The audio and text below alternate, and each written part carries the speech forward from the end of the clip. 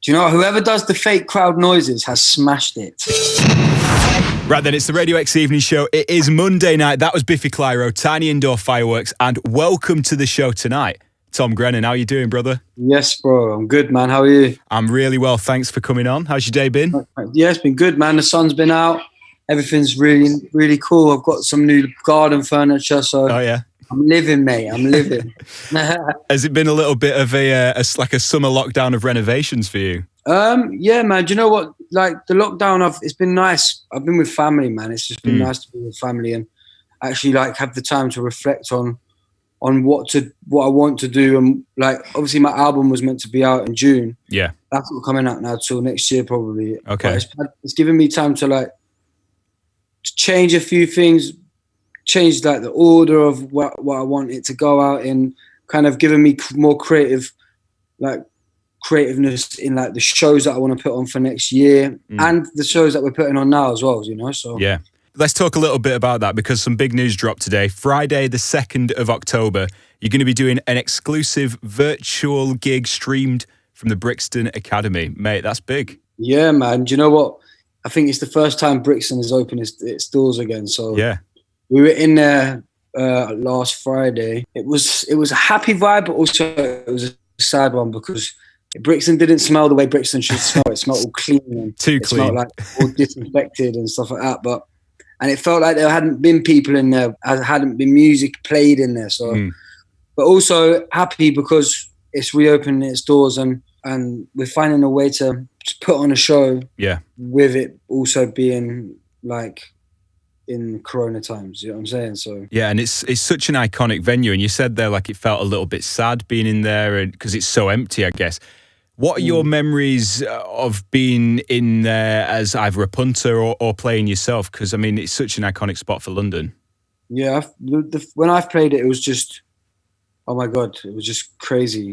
Like you say, it's the most iconic venue in London. So having 5,000 people jumping and singing and just feeling just the vibe of goodness, do you know what I mean? It's just great. So hopefully now through what we're doing, like what we've got basically is like we're using something that's never been used before. I can't really tell you what it is, but okay, tomorrow. So there's a surprise like being. I've got a new like brass section, which is going to be really interesting for people to see. We've got loads of surprises that we're doing for this show, and we're going to make it as interactive as possible. So yeah, when people buy their tickets or whoever wants to come to the show, like we are going to make it as special as possible. And like you say, it's just nice to be able to play a show. And sure, obviously people aren't going to be inside, but I'm going to make it as though they are inside having it with me, you know what I'm saying? So yeah, as near to it as possible. And you said there like there's going to be a few surprises. It says here that you're going to be debuting a little bit of new material. Now, surely that's exciting, but also like a different vibe, I guess, for trying out new songs, because it's not like you can really road test them and see people's reactions there and then. No, I know. Well, that's the thing. I haven't like with new songs. It's when you usually play a new song, you when you do it, you get that reaction of like, oh yeah, that went down well, or maybe that should never be played again. But no, I think I'm confident in my new songs and I'm confident in my new material, and I think being able to do it in this way is good. It's live at the end of the day. Do you know what I mean? Yeah. So like I'll see people's reactions obviously online after, but I think when a song's played live, I'm going to give it as much energy as I would do if there was 5,000 people there anyway. So sure. Hopefully people at home will react to it in a good way. And yeah, I'm just to be honest, man, like being able to play a show in these times is just great.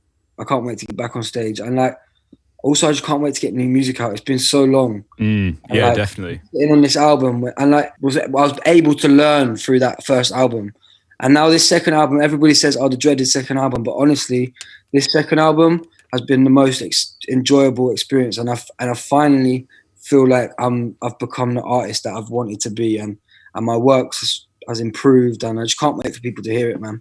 Yeah, it's so great to see you just having this confidence about the songs, because I mean, rightly so. You know, the ones that we've heard, like "Oh Please" and "This Is the Place," which we'll play in a second. Like, if that's the flavour of things to come, then you know we're in for a treat. Yeah, man. I think, I've definitely gone more gospel, soulful, with this second album, and I just, to be honest, I just feel like the songs, like, it's a journey with what I've gone through in the relationship that I was in, and this whole album is I think I've mentioned it on the show before, but it's a sorry letter. Yeah, it's also an experience of growing and learning, and it's a letter to say that maybe I was the toxic one in the relationship that I was in, and to say that I'll always love her, but unfortunately it didn't work out.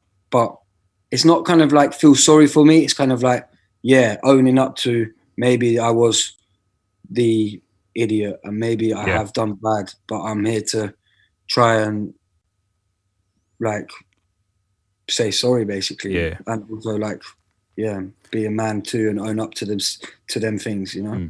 So that's Tom Grennan. This is The Place on the Radio X Evening Show. George here with you on a Monday night, and Tom is with me on the show. Hello. Yes, bro.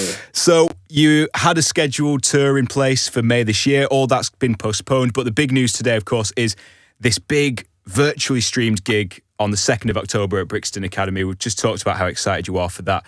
But another exciting thing that's happened over the past few days is the football season's returned. And man. I know you're a fan.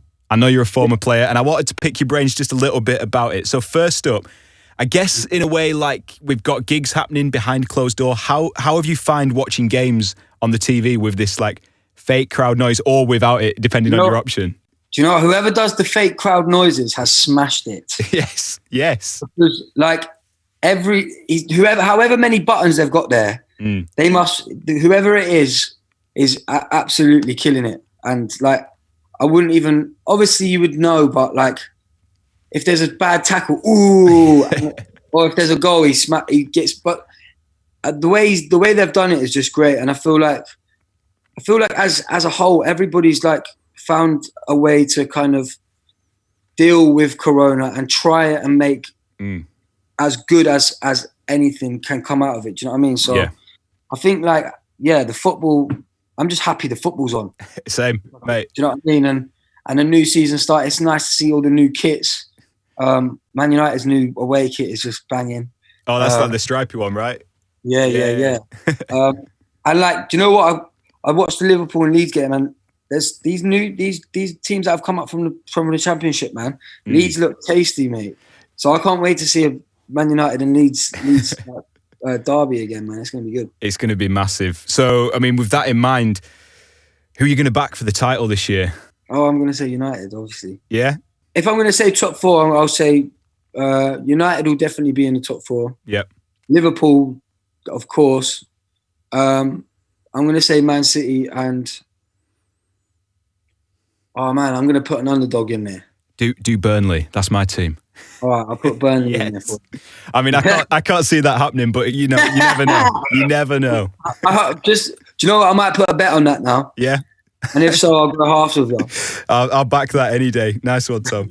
Now, in other news, today it would have been Amy Winehouse's 37th birthday, and I know that you are a huge fan. I did just want to ask, sort of, how important an influence has her music been on you? Massively. I think as it goes, she's the Queen of England, and she always will be. But the way she wrote songs, and like songs that were so sad, and so like her demons and